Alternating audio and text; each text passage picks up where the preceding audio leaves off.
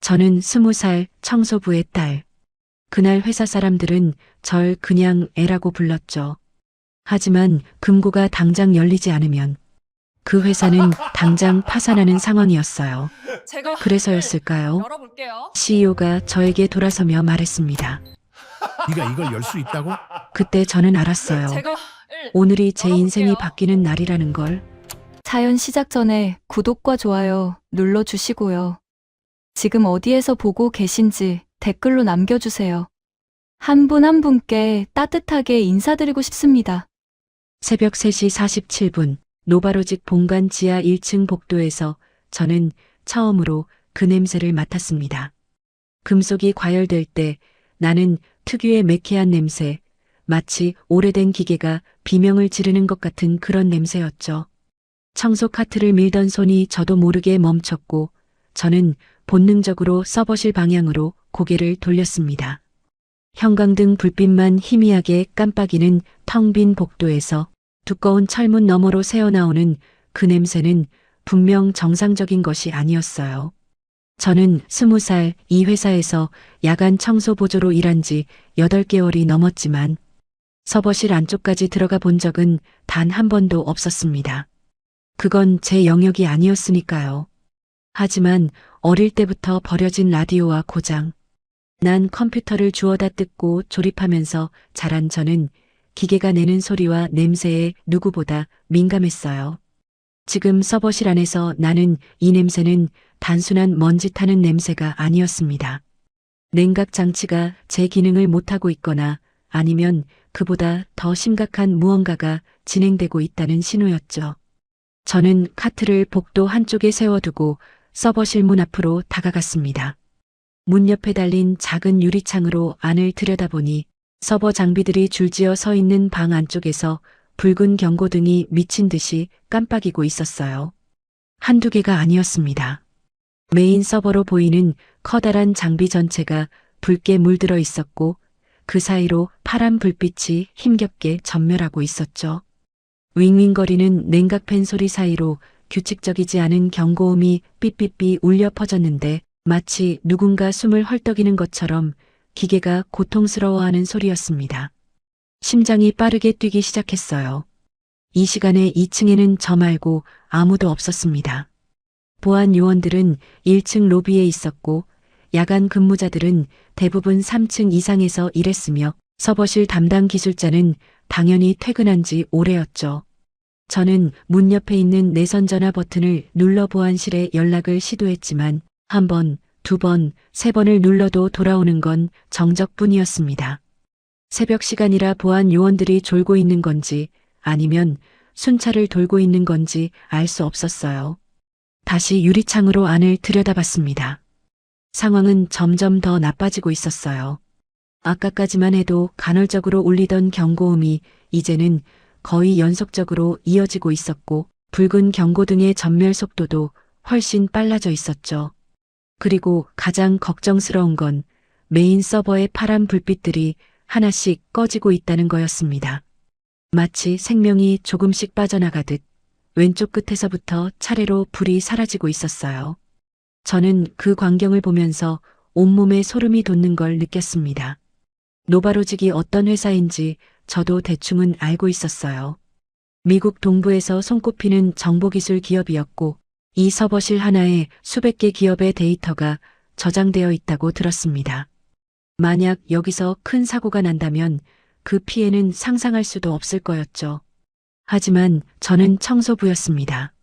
출입증으로 서버실 문을 열 권한도 없었고 설사 들어간다 해도 제가 할 수 있는 일이 뭐가 있겠어요. 그냥 지나가야 했습니다. 누군가 알아서 하겠지. 내 일이 아니야. 머릿속에서 그런 생각들이 맴돌았어요. 그때 복도 끝에서 익숙한 발소리가 들렸습니다. 엄마였어요. 2층에서 청소를 하다가 제가 안 올라오니까 내려온 거였죠. 엄마는 제가 서버실 앞에 서 있는 걸 보더니 얼굴이 창백해졌습니다. 설인아, 거기서 뭐해? 빨리 이리 와. 그런 데 있으면 안 돼. 엄마는 늘 그랬어요. 튀지 마라, 조심해라. 우리 같은 사람들은 눈에 띄면 안 된다고요.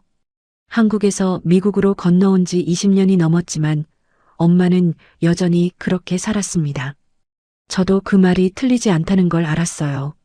하지만 서버실 안에서 하나씩 꺼져가는 불빛을 보면서 저는 그냥 돌아설 수가 없었습니다. 엄마, 저 안에 뭔가 이상해요. 저는 엄마에게 상황을 설명했습니다. 타는 냄새, 연속으로 울리는 경고음, 하나씩 사라지는 파란 불빛들.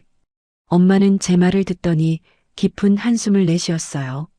그래도 우리가 뭘 어떻게 관리자한테 얘기하고 우린 우리 일이나 하자. 엄마 말이 맞았습니다. 우리 일이 아니었어요. 하지만 문틈 사이로 점점 더 강해지는 매캐한 냄새를 맡으면서 저는 이상하게도 이건 그냥 넘길 일이 아니라는 확신이 들었습니다. 저는 엄마에게 잠깐만 기다리라고 하고 비상 계단으로 뛰어갔어요. 1층 보안실로 직접 가기로 한 거였죠. 계단을 내려가면서도 머릿속에서는 계속 의문이 맴돌았습니다. 내가 왜 이러고 있지? 그냥 청소나 끝내고 집에 가면 되는데. 하지만 발걸음은 멈추지 않았어요. 1층 보안실 문을 두드리자 안에서 잠에서 깬 듯한 굵은 목소리가 들렸고 저는 숨을 헐떡이며 서버실 상황을 설명했습니다. 경비원은 귀찮다는 표정으로 저를 훑어보더니 짧게 내뱉었어요. 청소하는 분이 왜 거기 계셨어요? 기술팀 연락할 테니까 신경 쓰지 마세요. 청소 직원은 관여하지 마세요. 그 말이 가슴에 날카롭게 박혔지만 저는 아무 말 없이 돌아섰습니다. 다시 지하 1층으로 올라가니 엄마가 제 청소 카트 옆에서 불안한 표정으로 기다리고 있었어요. 서버실 안에서는 여전히 경고음이 울리고 있었고 타는 냄새는 이제 복도 전체로 퍼져 있었습니다. 저는 다시 유리창으로 안을 들여다봤어요. 그리고 그 순간 숨이 턱 막혔습니다. 메인 서버의 불빛들이 거의 다 꺼져 있었어요. 아까까지만 해도 절반 정도 남아있던 파란 불빛이 지금은 딱 하나만 희미하게 깜빡이고 있었죠. 마지막 남은 생명처럼 그 작은 불빛이 필사적으로 버티고 있는 것 같았습니다. 저는 유리창에 이마를 대고 그 광경을 지켜봤어요. 제발, 제발 꺼지지 마. 마음속으로 빌었지만 그 불빛은 점점 더 희미해졌습니다. 그리고 마침내 툭 하고 완전히 사라져버렸어요. 서버실 전체가 순간적으로 암전됐고 복도의 형광등까지 한번 크게 깜빡였습니다. 엄마가 놀라서 제 팔을 움켜잡았지만 저는 그 자리에서 움직일 수가 없었어요. 어둠 속에서 붉은 비상등만 희미하게 복도를 비추고 있었고 서버실 안에서는 이제 아무 소리도 들리지 않았습니다. 경고음도 냉각팬 소리도 아무것도요. 완전한 침묵이었죠. 그리고 그 침묵이 오히려 1000배는 더 무섭게 느껴졌습니다. 저는 차가워진 손끝으로 유리창을 짚으며 중얼거렸어요. 이건 단순 고장이 아니에요. 그로부터 10분 뒤 건물 전체에 비상등이 켜졌습니다. 1층 로비에서 사람들이 우왕좌왕 뛰어다니는 소리가 들렸고 엘리베이터는 작동을 멈췄으며 비상계단 쪽에서 발소리가 쿵쿵 울려 퍼졌죠. 저는 엄마와 함께 복도 구석에 서서 그 광경을 지켜봤습니다. 드디어 누군가 알아챈 거였어요. 하지만 이미 너무 늦은 건 아닐까 그 생각이 머릿속을 떠나지 않았습니다. 기술팀 사람들이 지하 1층으로 내려온 건 새벽 4시 15분쯤이었어요. 3명이었는데 한 명은 키가 크고 머리가 벗겨진 중년 남자였고 한 명은 금발의 안경을 쓴 여자였으며 마지막 한 명은 덩치가 산만한 흑인 남자였습니다. 나중에 알게 됐지만 그들은 각각 데이비드, 제나 마커스라는 이름의 핵심 기술자들이었어요. 회사에서 서버 보안과 시스템 관리를 총괄하는 전문가 팀이었죠. 그들은 서버실 문 앞에 도착하자마자 출입 카드를 긁었고 철문이 열리면서 안쪽의 상황이 드러났습니다. 저는 멀리서 그 광경을 지켜봤어요. 서버실 안은 제가 유리창으로 봤던 것보다 훨씬 더 심각한 상태였습니다. 거의 모든 장비의 표시등이 꺼져 있었고 바닥에는 어디선가 흘러나온 냉각수가 고여 있었으며 천장 환기구에서는 연기 비슷한 것이 피어오르고 있었죠. 데이비드가 욕설을 내뱉으며 메인 서버 앞으로 달려갔고 제나는 노트북을 꺼내 뭔가를 확인하기 시작했으며 마커스는 장비 뒤편으로 돌아가 케이블 상태를 점검했습니다. 저는 그들이 일하는 모습을 보면서 조금 안심이 됐어요. 전문가들이 왔으니 이제 괜찮겠지. 그렇게 생각했죠. 하지만 5분이 지나고 10분이 지나도 상황은 나아지지 않았습니다. 오히려 그들의 표정은 점점 더 굳어졌고 목소리는 점점 더 날카로워졌어요. 뭔가 이상하다. 이건 단순 과열이 아니야. 누가 손을 댄 것 같아. 그런 대화가 조각조각 들려왔습니다. 저는 용기를 내서 서버실 입구 쪽으로 다가갔어요. 엄마가 뒤에서 소매를 잡아당겼지만 저는 뿌리치고 몇 걸음 더 앞으로 나갔습니다. 데이비드가 고개를 들어 저를 봤어요. 그의 눈에는 짜증과 피로가 가득했죠. 뭐야, 넌? 청소하는 애잖아. 여기서 뭐해? 저는 침을 한번 삼키고 입을 열었습니다. 저기, 제가 처음 이상한 냄새를 맡은 게 3시 47분쯤이었어요. 그때 이미 경고등이 켜져 있었고 경고음도 불규칙하게 울리고 있었습니다. 혹시 도움이 될까 해서요. 데이비드는 제 말을 듣는 둥마는 둥하더니 다시 모니터를 향해 돌아섰어요. 고마운데 여긴 전문가가 필요한 곳이야. 청소 직원은 관여하지 마. 같은 말이었습니다. 아까 보안 요원에게 들었던 것과 똑같은 말이었죠. 저는 입술을 꽉 깨물었어요. 뭔가 더 말하고 싶었지만 그들의 등 뒤에서 할 수 있는 게 아무것도 없었습니다. 엄마가 제 곁으로 다가와서 조용히 말했어요. 설인아, 이제 그만 가자.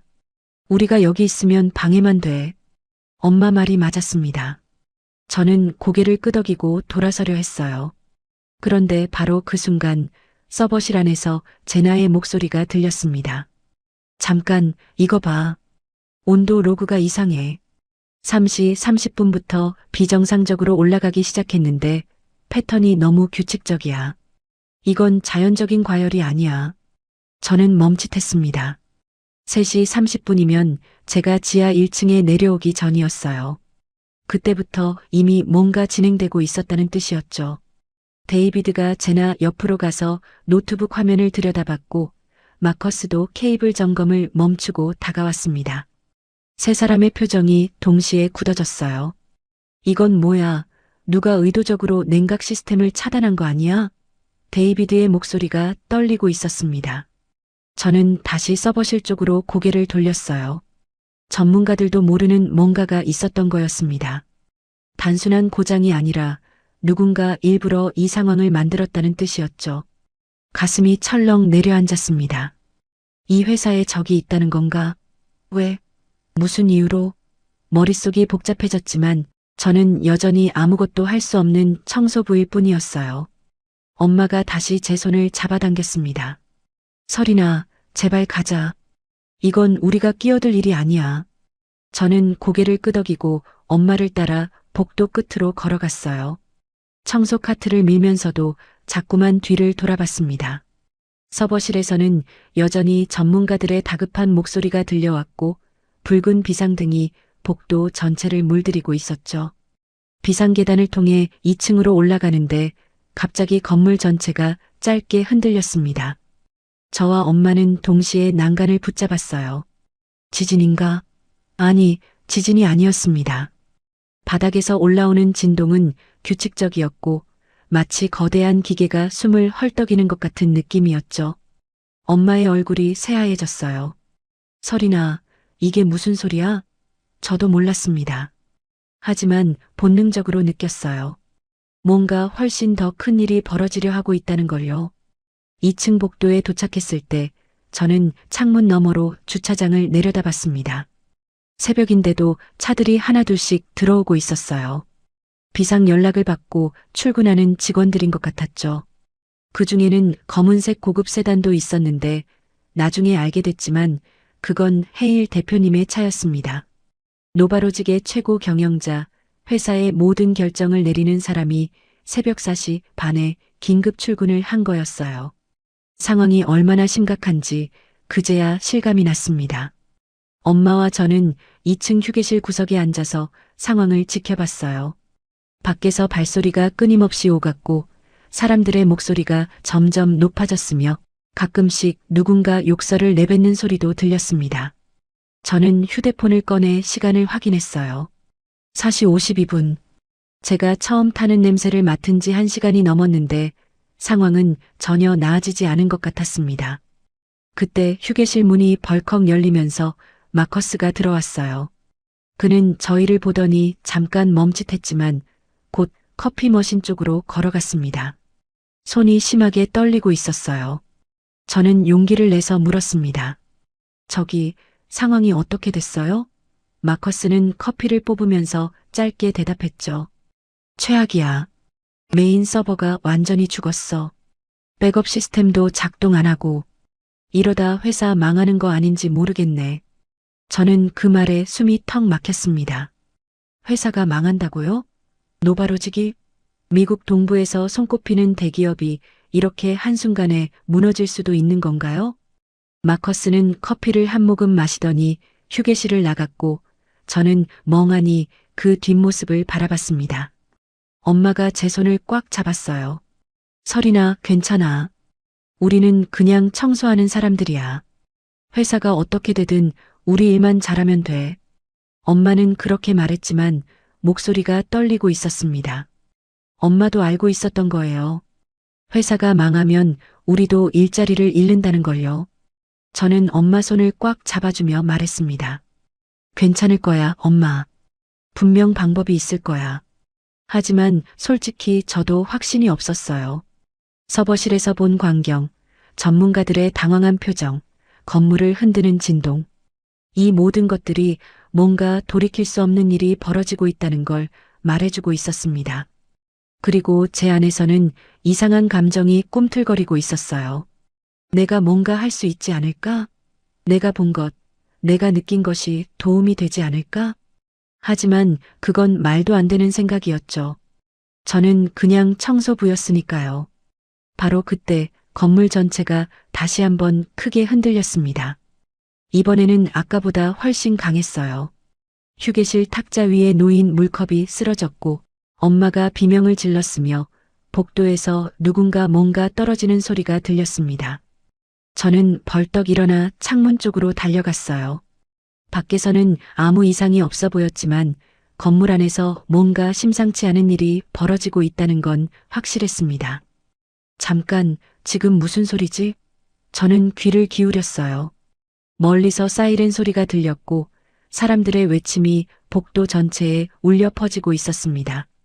비상방송이 건물 전체에 울려 퍼진 건 새벽 5시 정각이었습니다. 모든 직원은 즉시 대피하세요. 반복합니다.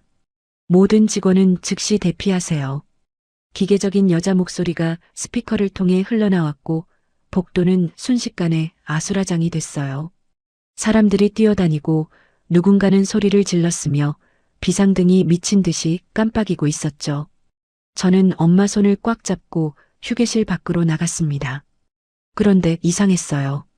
대피 안내가 나왔는데 일부 직원들은 오히려 지하로 내려가고 있었습니다. 그들의 표정은 다급했고 손에는 각종 장비와 노트북이 들려 있었죠. 저는 엄마에게 말했습니다.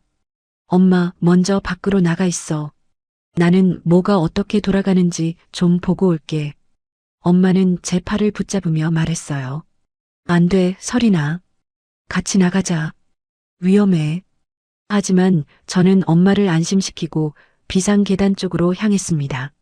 뭔가에 홀린 것처럼 발이 저절로 지하를 향하고 있었어요. 지하 1층에 도착하니 상황은 2층보다 훨씬 더 혼란스러웠습니다. 서버실 앞에는 아까 봤던 기술팀 3명 외에도 더 많은 사람들이 모여 있었어요. 양복을 입은 임원들, 보안 요원들, 그리고 저는 처음 보는 얼굴들이 복도를 가득 메우고 있었죠. 그들 사이로 고함 소리가 오갔습니다. 백업도 안 돌아가잖아. 이러다 전부 날아가는 거 아니야? 지금까지 손실이 얼마야? 계산도 안 돼. 저는 복도 구석에 서서 그 광경을 지켜봤어요. 서버실 문은 활짝 열려 있었고 안에서는 파란 스파크가 가끔씩 튀었습니다. 아까보다 상황이 더 나빠진 게 분명했죠. 데이비드가 서버실 안에서 뛰쳐나오더니 벽을 주먹으로 쾅 쳤어요. 젠장, 이게 뭐야? 누가 일부러 이렇게 만들었어? 시스템 전체가 잠겨버렸다고. 저는 그 말에 귀가 번쩍 뜨였습니다. 누가 일부러 만들었다고요? 이 챕터에서 제나가 했던 말이 떠올랐어요.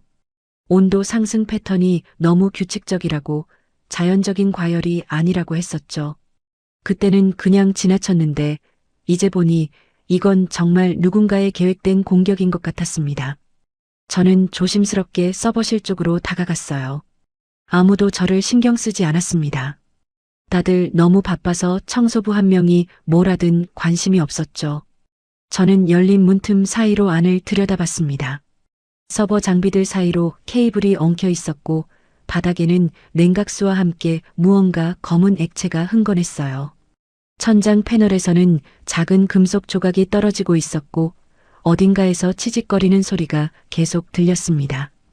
그때 제 눈에 이상한 것이 들어왔어요. 서버 렉 뒤편 어두운 구석에 놓인 작은 계측기 하나가 눈에 띄었죠. 다른 장비들과 달리 그 계측기만 불이 켜져 있었고 화면에는 숫자들이 빠르게 스쳐 지나가고 있었습니다. 저는 호기심에 몇 걸음 더 안쪽으로 들어갔어요. 누군가 제 뒤에서 소리쳤습니다. 야, 거기 청소하는 애. 뭐 하는 거야, 나와. 저는 돌아서면서도 그 계측기를 계속 바라봤어요. 뭔가 이상했습니다. 저건 분명 원래 있던 장비가 아니었어요. 8개월 동안 이 복도를 청소하면서 서버실 안을 몇 번이나 들여다봤는데 저런 계측기는 본 적이 없었거든요. 하지만 그때는 더 확인할 시간이 없었습니다. 마커스가 제 팔을 잡아 끌며 밖으로 데리고 나왔으니까요. 복도로 나오니 상황은 더욱 급박해지고 있었습니다. 누군가 헤일 대표님이 온다고 외쳤어요. 사람들이 양쪽으로 갈라지면서 길을 만들었고 잠시 후 엘리베이터가 아닌 비상계단 쪽에서 한 남자가 나타났습니다. 키가 크고 회색 머리카락이 단정하게 빗어 넘겨진 중년 남자, 눈빛이 날카롭고 걸음걸이에 위험이 서려 있었죠. 리처드 헤일, 노바로직의 최고 경영자였습니다. 헤일 대표님은 서버실 앞에 서서 안을 한번 훑어봤어요. 그리고 데이비드에게 물었습니다. 상황이 어떻게 된 거야? 데이비드는 식은땀을 흘리며 대답했죠. 메인 서버가 완전히 셧다운됐습니다. 누군가 내부에서 시스템을 잠갔고 우리 권한으로는 풀 수가 없습니다. 백업 서버도 같은 상태입니다. 헤일 대표님의 얼굴이 굳어졌어요. 복구까지 얼마나 걸려? 데이비드는 고개를 저었습니다. 모르겠습니다. 솔직히 이 상태로는 복구가 가능할지도 모르겠습니다. 복도에 침묵이 흘렀습니다. 모두가 숨을 죽이고 있었어요. 저도 구석에 서서 그 광경을 지켜봤죠. 헤일 대표님은 잠시 눈을 감았다가 다시 뜨더니 낮은 목소리로 말했습니다. 이 서버에 뭐가 들어있는지 알지? 미국 동부 주요 기업 300곳의 데이터야. 금융정보, 고객정보, 거래 기록 전부. 이게 날아가면 우리 회사만 망하는 게 아니라 연쇄적으로 수십 개 기업이 타격을 받아. 오늘 아침 9시에 뉴욕 증시 열리면 이 소식 퍼지는 순간 주가가 폭락해. 우리한테 남은 시간은 4시간이야. 저는 그 말에 온몸이 얼어붙는 걸 느꼈습니다. 4시간. 고작 4시간 안에 이 모든 걸 해결해야 한다는 거였어요. 불가능해 보였습니다. 전문가들도 손을 쓰지 못하는 상황에서 4시간 안에 뭘 어떻게 한다는 건지. 그때 제나가 노트북을 들고 헤일 대표님에게 다가왔어요. 대표님, 이것 좀 보세요. 시스템 로그를 분석해봤는데 이상한 게 있습니다. 누군가 내부 권한으로 접속해서 백도어를 심어놨어요. 그것도 최고 관리자 권한으로요. 헤일 대표님의 눈이 번쩍였습니다. 뭐라고? 누가 그런 권한을 가지고 있어? 제나는 화면을 보여주며 대답했죠. 몇 명 안 됩니다.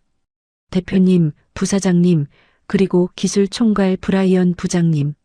브라이언. 저는 그 이름을 처음 들었지만 주변 사람들의 반응을 보니 꽤 높은 직급의 임원인 것 같았어요.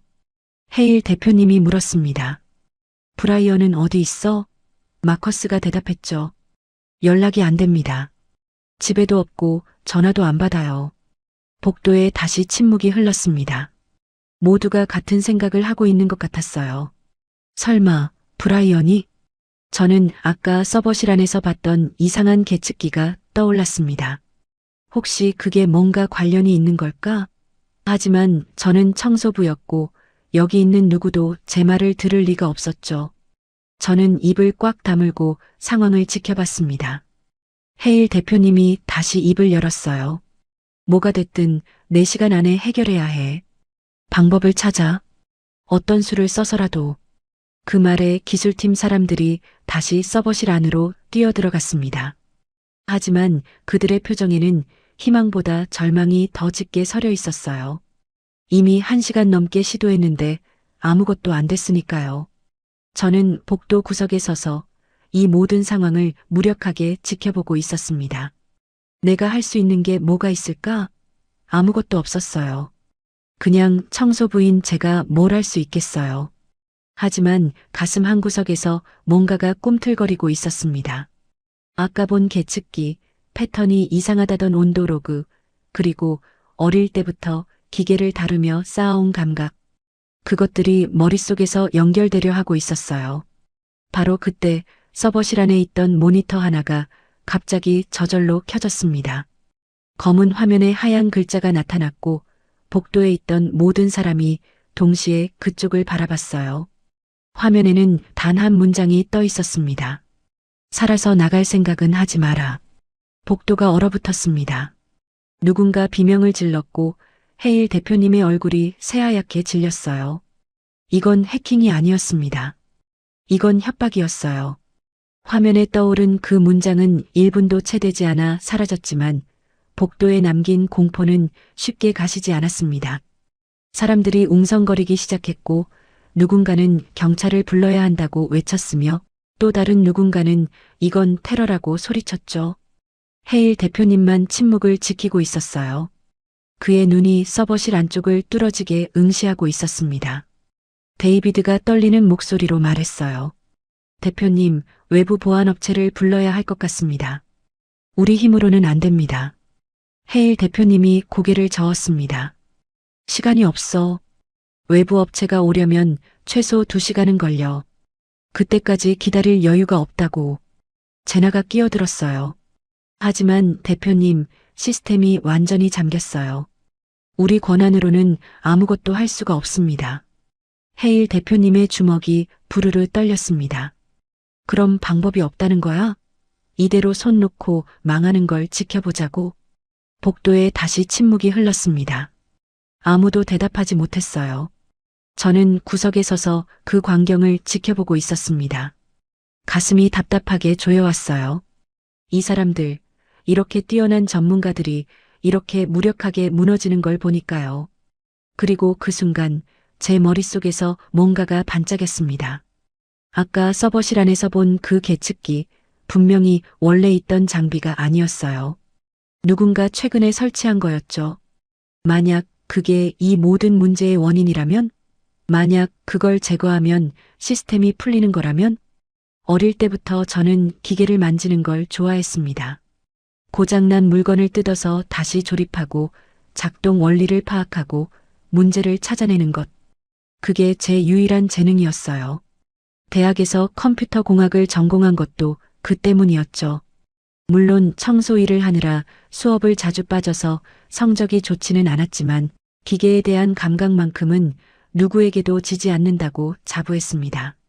하지만 여기서 그걸 말해봤자 무슨 소용이 있겠어요. 청소부의 말을 누가 들어주겠어요. 저는 입을 다물고 있으려 했습니다. 정말 그러려고 했어요. 하지만 헤일 대표님의 절박한 표정을 보는 순간 입이 저절로 열렸습니다.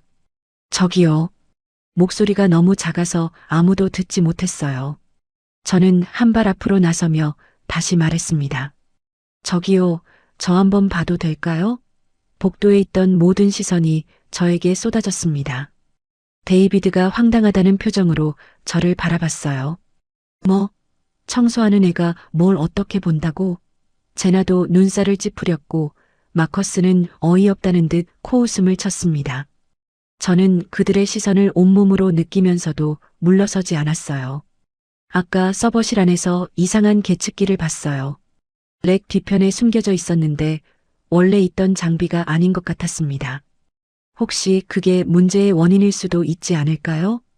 데이비드가 콧방귀를 뀌었어요. 계측기? 무슨 소리야? 서버실에 있는 장비는 우리가 다 확인했어. 그런 건 없었다고. 저는 고개를 저었습니다. 뒤편 구석이에요. 어두운 쪽. 제가 분명히 봤어요. 불이 켜져 있었고 화면에 숫자들이 지나가고 있었습니다. 제나가 고개를 갸웃거렸어요. 잠깐, 뒤편 구석이라고? 거기는 우리도 제대로 못 봤는데. 마커스가 어깨를 으쓱했죠. 케이블이 너무 엉켜 있어서 접근하기가 힘들었거든. 헤일 대표님이 천천히 제 쪽으로 걸어왔습니다. 모두가 긴장한 표정으로 지켜보는 가운데 그는 저를 위에서 아래로 훑어봤어요. 날카로운 눈빛이 마치 저를 꿰뚫어 보는 것 같았습니다. 넌 누구지? 저는 침을 한번 삼키고 대답했어요. 서린입니다. 야간 청소 보조로 일하고 있어요. 헤일 대표님의 눈썹이 꿈틀거렸습니다. 청소 직원이 왜 서버실 안을 봤지? 저는 솔직하게 말했어요. 새벽에 제가 처음 이상한 냄새를 맡았거든요. 타는 냄새요. 그래서 계속 신경이 쓰였습니다. 잠시 침묵이 흘렀습니다. 헤일 대표님이 제나에게 물었어요. 아까 이 직원이 말한 구역 확인해 봤어? 제나가 머뭇거렸습니다. 아직 못했습니다. 케이블이 너무 엉켜 있어서 시간이 걸릴 것 같았거든요. 헤일 대표님이 고개를 끄덕이더니 저를 다시 바라봤습니다. 직접 보여줄 수 있어?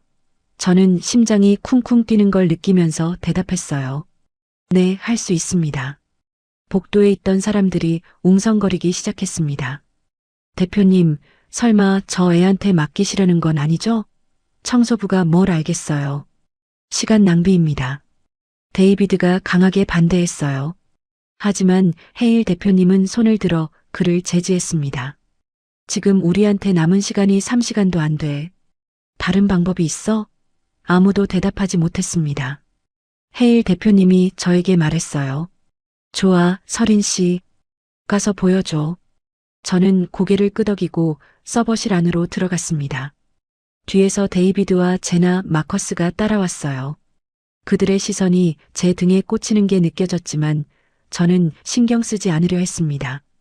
서버 렉 사이를 지나 뒤편 구석으로 향했어요. 케이블이 거미줄처럼 엉켜 있어서 몸을 낮춰야 했습니다. 그리고 저는 그걸 다시 발견했습니다. 어두운 구석에 놓인 작은 계측기. 아까 봤던 그대로 불이 켜져 있었고 화면에는 숫자들이 빠르게 스쳐 지나가고 있었어요. 저는 손전등을 꺼내 그 장비를 비췄습니다. 분명 표준 서버 장비가 아니었어요. 크기도 작았고 연결된 케이블도 이상했으며 무엇보다 거기에 적힌 일련 번호가 회사 자산 코드와 맞지 않았습니다. 저는 데이비드를 돌아봤어요. 이거 봐요. 이건 원래 있던 장비가 아니에요. 데이비드가 눈을 가늘게 뜨고 그 계측기를 살폈습니다. 그의 표정이 굳어졌어요. 뭐야, 이런 거 설치한 적 없는데. 제나도 고개를 내밀며 화면을 확인했습니다. 잠깐, 이거 메인 서버 냉각 시스템에 직결돼 있어. 여기서 신호를 보내면 온도 조절이 마음대로 될 수 있겠는데. 마커스가 욕설을 내뱉었어요. 그러니까 이게 범인이라는 거야? 누가 이걸 여기다 숨겨놓은 거지? 저는 계측기를 더 자세히 살폈습니다. 어릴 때부터 수많은 장비를 뜯어봤기 때문에 어떤 식으로 연결되어 있는지 대충 파악할 수 있었어요. 이건 단순히 온도를 조절하는 장치가 아니었습니다. 시스템 전체에 잠금 명령을 내리는 일종의 원격 조종기 같은 거였죠. 그리고 화면 한쪽에 작은 로그창이 떠 있었는데 거기에는 마지막 접속 기록이 표시되어 있었습니다. 저는 그 기록을 읽었습니다. 그리고 온몸이 얼어붙는 걸 느꼈어요. 화면에는 이렇게 적혀 있었습니다. 최종 접속 권한 브라이언 승인됨. 저는 뒤에 서 있는 데이비드를 돌아봤습니다. 그도 그 화면을 보고 있었어요. 그의 얼굴이 새하얗게 질려 있었습니다. 제나가 숨을 들이쉬며 중얼거렸죠. 브라이언이, 정말 브라이언이 이런 짓을 한 거야? 저는 천천히 일어서며 말했습니다. 누가 이걸 의도적으로 만들었어요. 그리고 그 사람은 이 회사 내부에 있습니다. 복도에 있던 헤일 대표님의 눈이 번쩍였습니다.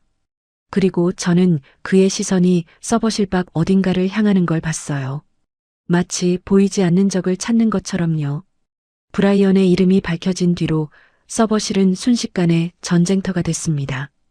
헤일 대표님이 즉시 보안팀에 브라이언의 행방을 추적하라고 지시했고, 제나는 시스템 로그를 더 깊이 분석하기 시작했으며, 데이비드와 마커스는 숨겨진 계측기를 제거하려 했어요. 하지만 문제가 있었습니다. 그 계측기는 단순히 뽑아낸다고 해결될 물건이 아니었거든요. 제나가 노트북 화면을 보며 비명에 가까운 소리를 질렀어요. 안 돼, 이건 함정이야. 계측기를 강제로 분리하면 시스템 전체가 자동 삭제되도록 설정돼 있어. 데이비드의 손이 공중에서 멈췄습니다. 그는 이마에 흐르는 땀을 닦으며 뒤로 물러섰어요. 그럼 어떻게 해?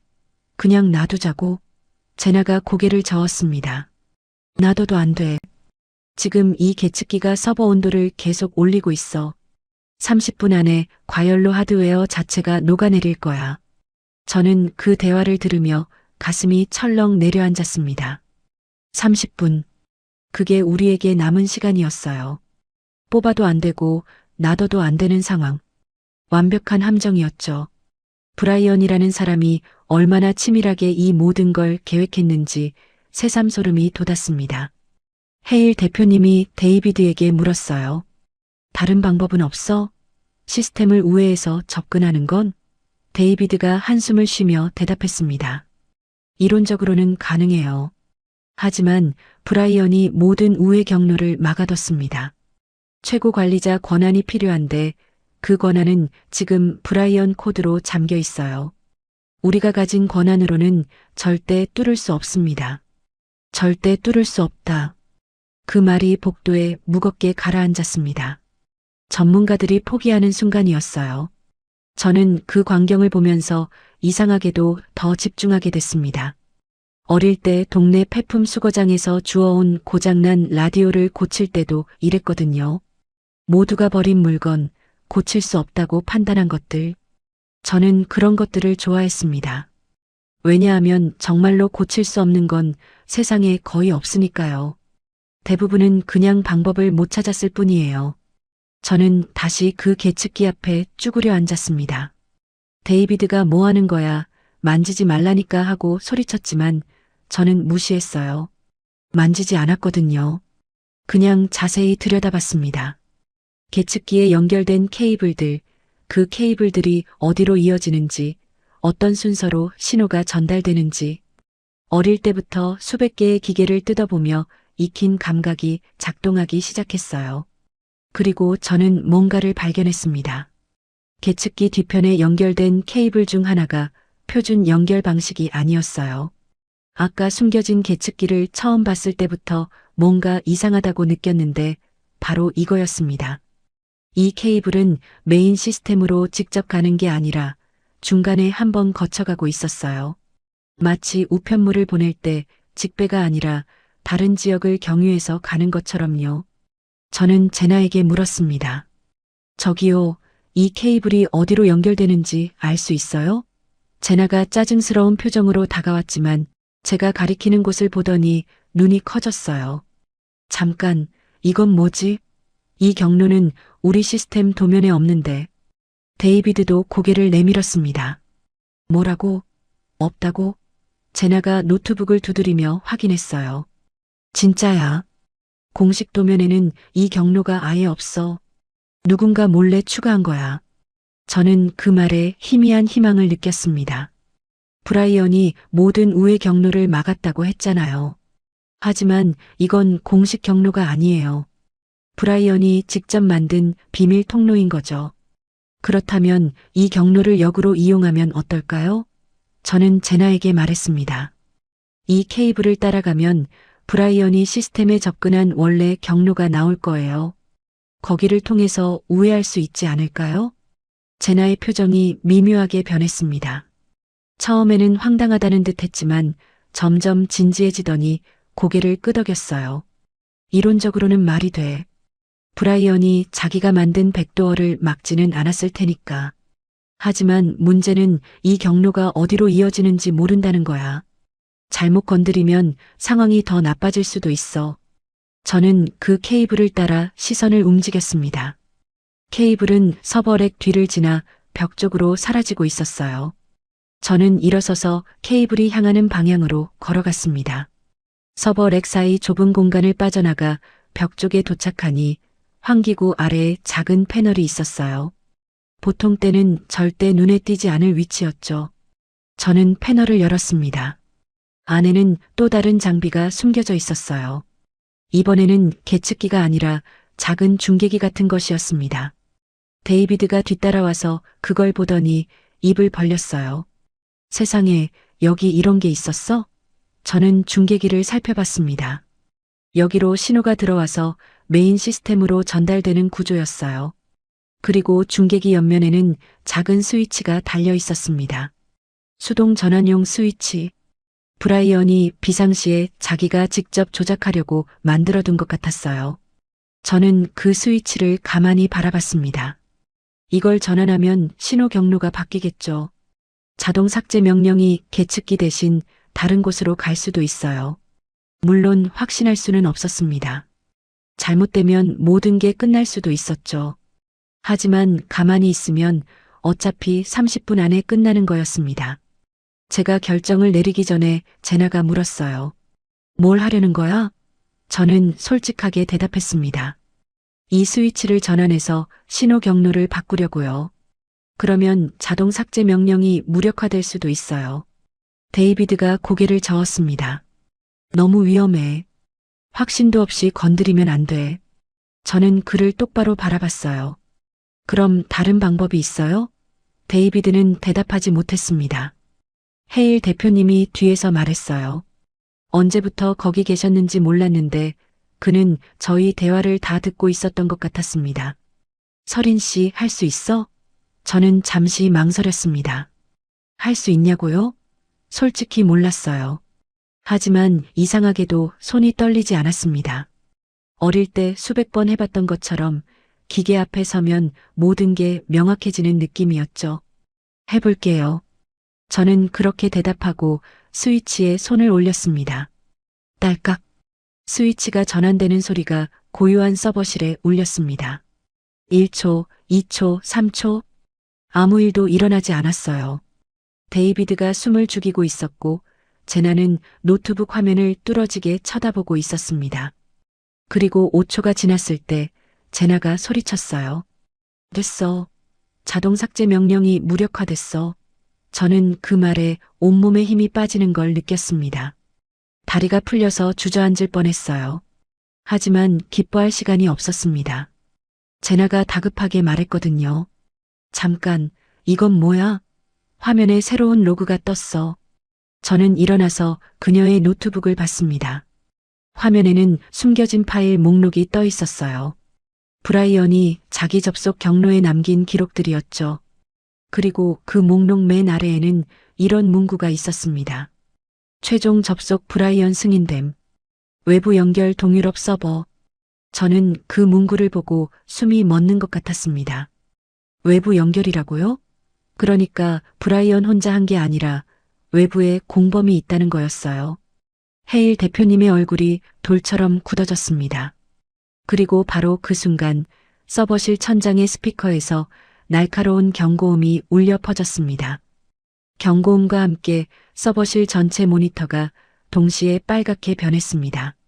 화면마다 같은 문구가 떠올랐어요. 자동 파괴 시퀀스 활성화. 남은 시간 17분. 저는 그 숫자를 보면서 온몸이 얼어붙는 걸 느꼈습니다. 17분. 우리가 자동 삭제 명령을 무력화시켰다고 생각한 순간 또 다른 함정이 작동한 거였어요. 제나가 노트북을 미친 듯이 두드리며 소리쳤습니다. 이건 별개의 프로그램이야.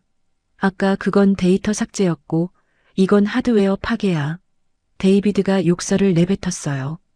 그러니까 브라이언이 이중으로 장치를 걸어뒀다는 거야? 마커스가 서버 렉 쪽으로 뛰어가며 말했습니다. 전원을 끊으면 어떻게 돼? 제나가 고개를 저었어요. 소용없어. 내부 배터리로 작동하도록 설계됐어. 전원 끊어도 최소 30분은 버텨. 헤일 대표님이 저에게 다가왔습니다. 그의 눈빛은 절박했지만 어딘가 저를 믿고 있다는 느낌이 들었어요. 서린 씨, 또 방법이 있어? 저는 머릿속을 풀가동시켰습니다. 아까 찾은 중계기, 숨겨진 케이블 경로, 브라이언이 만든 백도어. 그 모든 것들이 머릿속에서 빠르게 연결되고 있었어요. 하지만 17분은 너무 짧았습니다. 저는 서버 렉 사이를 빠르게 이동하며 케이블들을 살폈습니다.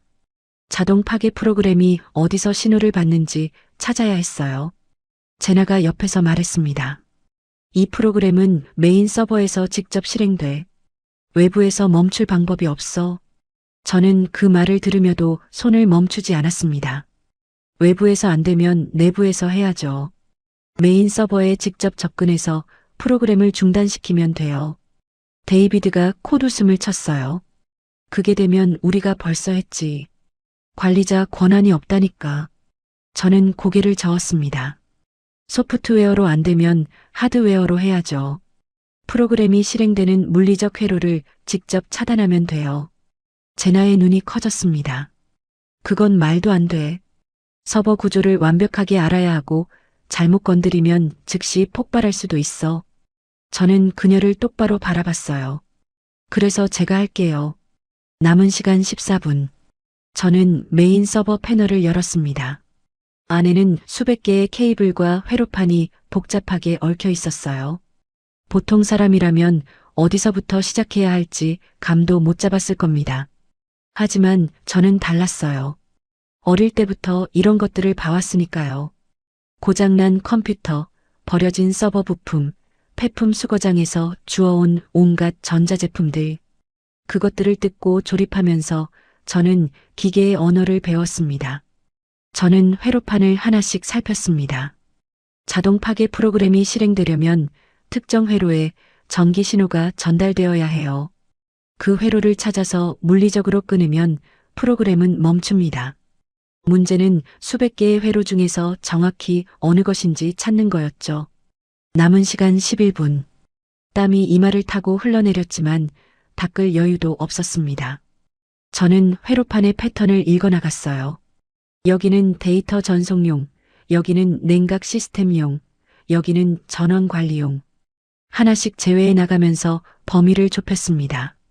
그리고 마침내 이상한 회로 하나가 눈에 들어왔어요. 다른 회로들과 연결 패턴이 달랐고 색깔도 미묘하게 다른 케이블이 연결되어 있었죠. 저는 제나에게 물었습니다. 이 회로가 뭐예요? 도면에 있어요? 제나가 노트북을 확인하더니 고개를 저었어요. 없어. 또 브라이언이 추가한 거야. 저는 확신했습니다. 이거였어요. 브라이언이 자동 파괴 프로그램을 위해 몰래 설치한 회로. 이걸 끊으면 프로그램이 멈출 거예요. 남은 시간 8분. 저는 조심스럽게 그 회로에 손을 뻗었습니다. 하지만 바로 그 순간 서버실 입구 쪽에서 소동이 일어났어요. 누군가 소리쳤습니다. 저기요. 감시 카메라에 브라이언이 찍혔어요. 저는 고개를 돌렸습니다.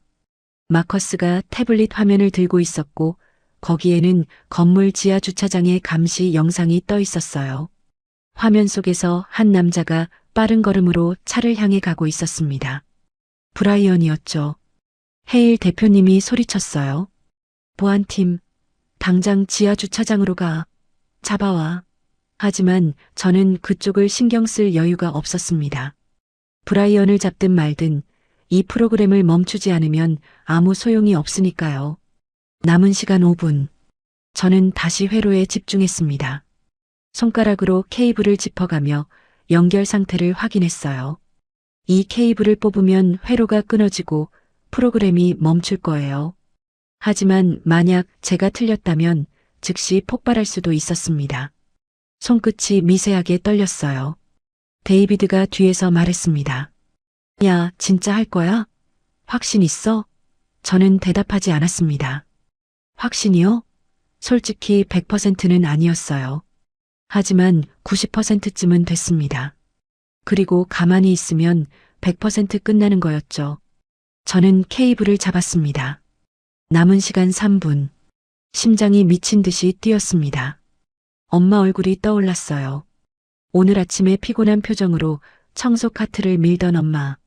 아직 많은 이야기를 나누지 못했는데, 아직 해드리고 싶은 것도 많은데. 하지만 지금은 그런 생각을 할 때가 아니었습니다. 저는 숨을 깊게 들이쉬고 케이블을 뽑았습니다. 찰칵. 작은 소리와 함께 케이블이 빠져나왔어요. 1초, 2초, 3초. 아무 일도 일어나지 않았습니다. 폭발도 없고 경고음도 멈추지 않았어요. 저는 패닉에 빠질 뻔했습니다. 틀렸나? 하지만 바로 그때 모니터의 숫자가 멈췄어요. 남은 시간 2분 47초에서 딱 멈춰 있었습니다. 제나가 소리쳤어요. 멈췄어. 카운트다운이 멈췄어. 데이비드가 환호성을 질렀고 마커스가 주먹을 불끈 쥐었습니다. 저는 그 자리에 주저앉아 거친 숨을 몰아쉬었어요. 다리에 힘이 하나도 없었습니다. 하지만 기뻐할 시간이 없었습니다. 제나가 다시 다급하게 말했거든요. 잠깐, 뭔가 이상해. 카운트다운은 멈췄는데 시스템 잠금은 풀리지 않았어. 아직 서버가 완전히 죽어 있어. 저는 고개를 들었습니다. 그러니까 절반만 성공한 거였어요. 폭발은 막았지만 데이터는 여전히 접근할 수 없었죠. 헤일 대표님의 표정이 다시 굳어졌습니다. 저는 천천히 일어섰습니다. 아직 끝나지 않았어요. 잠금을 풀려면 브라이언이 심어둔 또 다른 장치를 찾아야 했습니다. 저는 다시 서버 내부를 들여다봤어요. 어딘가에 분명히 또 다른 비밀이 숨겨져 있을 거였습니다. 그리고 제가 그걸 찾아야 했죠. 바로 그때 제가 아까 끊었던 케이블 옆에서 희미한 불빛이 깜빡이는 게 보였습니다. 작은 칩 하나가 회로판에 붙어 있었어요.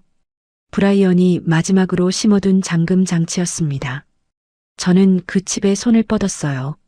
하지만 손가락이 닿기 직전 칩에서 작은 스파크가 튀더니 연결된 케이블 하나가 툭 하고 끊어져 버렸습니다. 케이블이 끊어지는 순간 서버실 전체의 알람이 동시에 울리기 시작했습니다. 빨간 비상등이 미친 듯이 깜빡였고 스피커에서는 귀를 찢는 듯한 경고음이 쏟아졌어요. 모니터 화면이 전부 검게 변했다가 하얀 글씨로 긴급 셧다운 진행 중이라는 문구가 떠올랐습니다. 저는 끊어진 케이블을 보며 숨이 턱 막혔어요. 제나가 비명을 질렀습니다. 안 돼. 마지막 안전장치가 작동했어. 90초 안에 시스템 전체가 완전히 죽어. 데이비드가 머리를 움켜쥐었고 마커스는 뭘 해야 할지 몰라 제자리에서 빙빙 돌았어요. 헤일 대표님의 얼굴이 새하얗게 질렸습니다. 모두가 패닉에 빠진 그 순간 저는 오히려 이상하게 차분해졌습니다. 90초. 저는 그 숫자를 머릿속에 새겼어요. 길다면 긴 시간이고 짧다면 짧은 시간이었습니다. 끊어진 케이블을 봤어요. 양쪽 끝이 깔끔하게 잘린 게 아니라 중간에서 불꽃에 녹아 끊어진 상태였습니다. 다시 연결하려면 새 케이블이 필요했지만 그럴 시간이 없었죠. 하지만 방법이 아예 없는 건 아니었어요. 저는 주머니에서 청소할 때 쓰던 작은 칼을 꺼냈습니다. 케이블 피복을 벗기려고 들고 다니던 거였어요. 끊어진 케이블 양쪽 끝에 피복을 빠르게 벗겼습니다. 안에서 구리선이 드러났어요. 제나가 소리쳤습니다. 뭐 하는 거야? 저는 대답할 시간도 없었어요. 그냥 손을 움직였습니다. 남은 시간 70초. 저는 양쪽 구리선을 맨손으로 잡고 이었습니다. 전기가 흐르면 감전될 수 있었지만 지금은 시스템이 셧다운 중이라 전압이 낮았어요. 손끝이 따끔거렸지만 참을 만했습니다. 문제는 이렇게 손으로 잡고 있는 동안만 연결이 유지된다는 거였죠. 손을 놓는 순간 다시 끊어질 거였습니다. 저는 제나에게 소리쳤어요. 지금 시스템 접속해봐요. 빨리. 제나가 정신을 차리고 노트북으로 달려갔습니다. 키보드를 두드리는 소리가 서버실에 울렸어요. 된다. 접속됐어. 잠금이 풀렸어. 제나의 목소리가 떨리고 있었습니다. 남은 시간 50초. 하지만 아직 끝이 아니었어요. 제나가 다급하게 말했습니다. 셧다운 명령을 취소해야 하는데 관리자 인증이 필요해. 브라이언 코드 말고 다른 최고 관리자가 직접 승인해야 해. 헤일 대표님이 앞으로 나섰습니다. 내가 할게. 뭘 해야 하지? 제나가 노트북을 그에게 내밀었어요. 여기 생체 인증이요. 지문이랑 홍채 둘 다 필요해요. 남은 시간 35초. 헤일 대표님이 노트북의 지문 인식기에 손가락을 올렸습니다. 빅. 인식 실패. 손에 땀이 너무 많았던 거예요. 그가 바지에 손을 닦고 다시 시도했습니다. 빅. 또 실패. 저는 구리선을 잡은 손에 점점 힘이 빠지는 걸 느꼈습니다. 손가락 사이로 피가 스며나오고 있었어요. 날카로운 구리선이 살을 파고들었거든요. 하지만 놓을 수 없었습니다. 남은 시간 20초. 헤일 대표님이 세 번째로 지문 인식을 시도했어요. 비빅. 인식 성공. 이어서 홍채 인식. 그가 노트북 카메라 앞에 눈을 가져다 댔습니다. 1초, 2초, 3초. 시간이 영원처럼 느껴졌어요. 저는 이를 악물고 구리선을 더 세게 잡았습니다. 제발, 제발이요. 비빅. 홍채 인식 성공. 관리자 인증 완료. 제나가 즉시 셧다운 취소 명령을 입력했습니다. 화면에 명령 처리 중이라는 문구가 떴어요. 남은 시간 8초, 7초, 6초. 모두가 숨을 죽였습니다.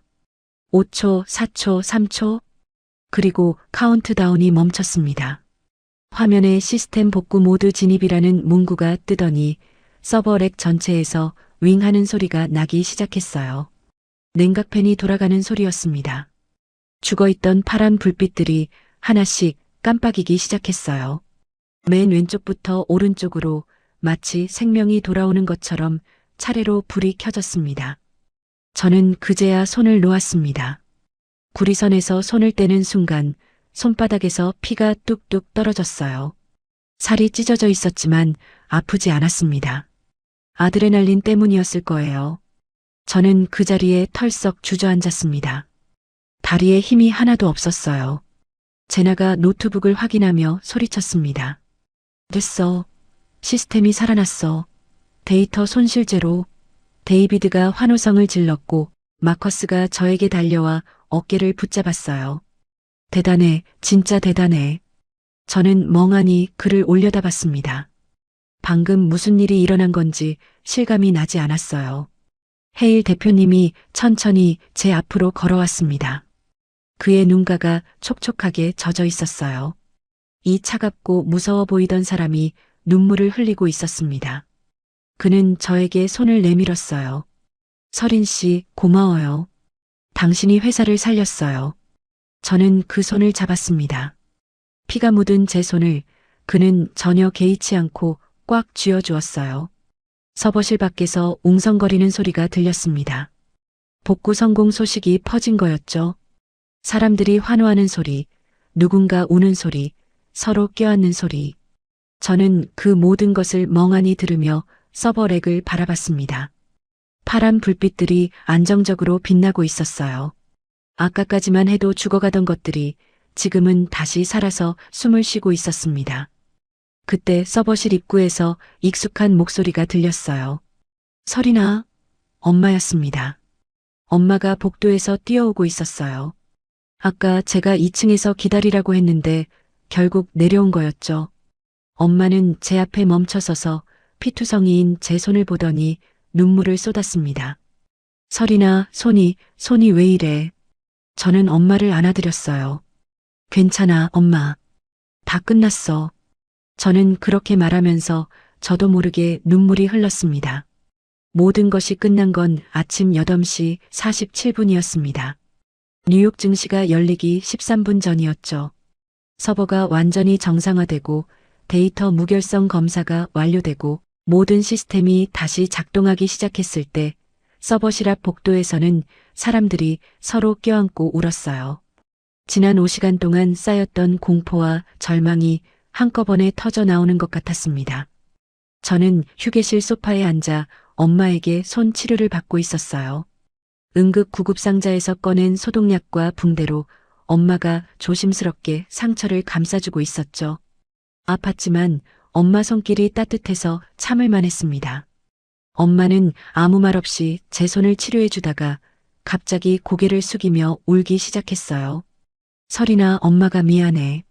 엄마가 너무 힘들게만 키웠지? 저는 엄마의 어깨를 감싸 안았습니다. 무슨 소리야, 엄마. 엄마 덕분에 여기까지 온 건데.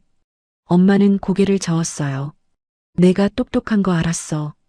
근데 청소일 시키면서 공부 제대로 못 시키면서 엄마가 너무 미안했어. 저는 엄마의 눈물을 닦아드렸습니다. 엄마, 나는 괜찮아. 정말 괜찮아. 그때 휴게실 문이 열리면서 해일 대표님이 들어왔어요. 그는 잠시 망설이더니 저희 앞으로 다가왔습니다. 윤 여사님, 죄송합니다. 따님이 다치셨는데 제가 더 챙겼어야 했는데. 엄마는 당황해서 일어섰어요. 아, 아니에요. 괜찮습니다. 해일 대표님이 고개를 숙였습니다. 따님이 오늘 회사를 살렸습니다. 정말 감사드립니다. 엄마는 그 말에 눈을 동그랗게 뜨고 저를 바라봤어요. 저는 어색하게 웃었습니다. 사실 저도 아직 실감이 나지 않았거든요. 해일 대표님이 소파에 앉으며 말했어요. 설인 씨, 잠깐 이야기할 수 있을까요? 저는 고개를 끄덕였습니다. 해일 대표님은 잠시 침묵하더니 입을 열었어요. 오늘 일이 뉴스에 나가면 안 돼요. 해커 공격 시도가 있었지만 막았다 정도로만 발표할 겁니다. 내부 배신자가 있었다는 건 공개하지 않을 거예요. 회사 신뢰도 때문에요. 저는 고개를 끄덕였습니다. 이해해요. 해일 대표님이 말을 이었어요. 하지만 설인 씨가 한 일은 절대 잊지 않을 겁니다. 저도 이 회사도요. 그는 서류 봉투 하나를 꺼내 제 앞에 내밀었어요. 이건 뭐예요? 저는 봉투를 받아들었습니다. 안에는 몇 장의 서류가 들어 있었어요. 첫 번째는 장학금 승인서였습니다. 노바로직 재단에서 제공하는 전액 장학금, 대학 졸업까지 등록금 전액과 생활비 지원. 두 번째는 인턴십 제안서였어요. 노바로직 기술연구팀 인턴 채용, 졸업 후 정규직 전환 보장.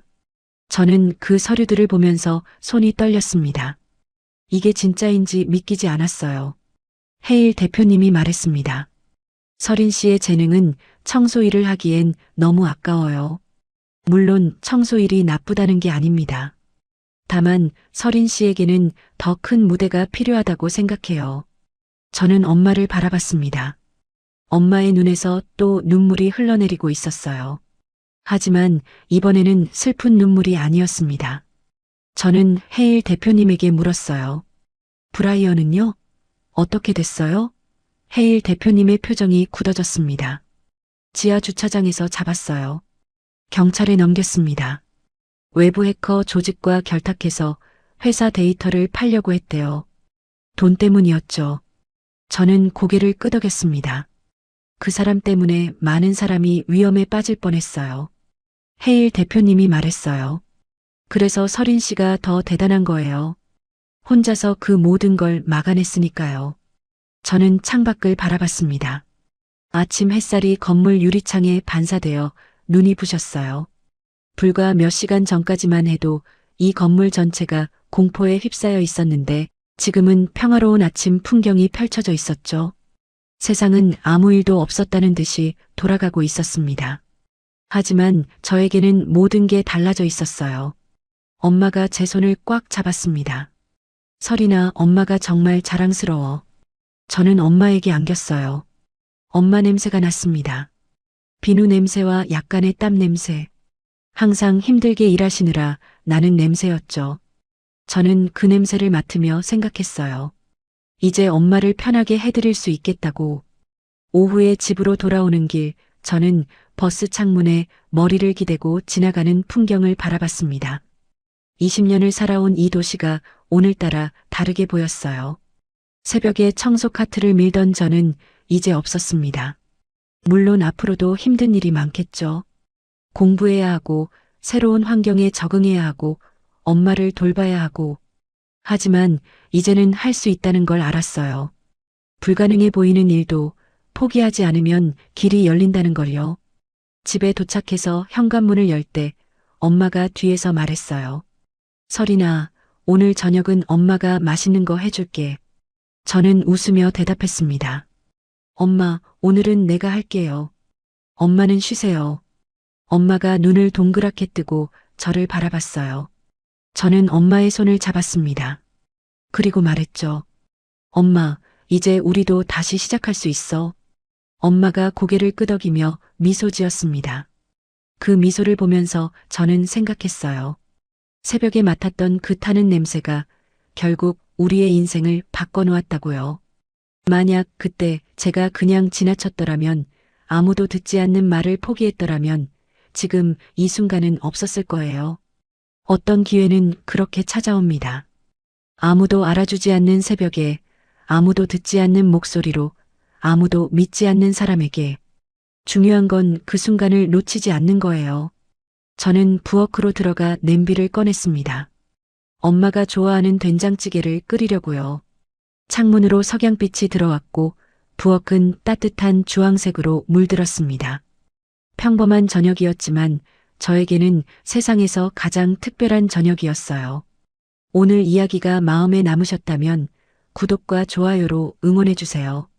여러분의 응원이 저희에게 큰 힘이 됩니다. 다음에 또 좋은 이야기로 찾아뵐게요. 감사합니다.